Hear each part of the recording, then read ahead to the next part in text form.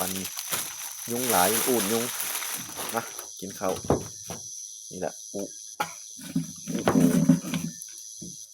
หมูใต้น้ำอูหมูกินกับข้าวสวยมานี่มาจัดโน่นไหนขาใหญ่ๆเลยกระดูกมัน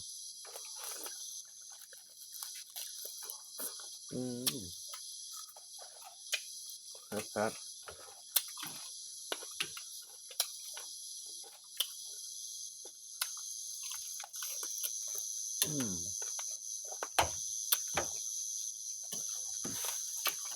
มาแซ่บๆเดี๋ยวครับ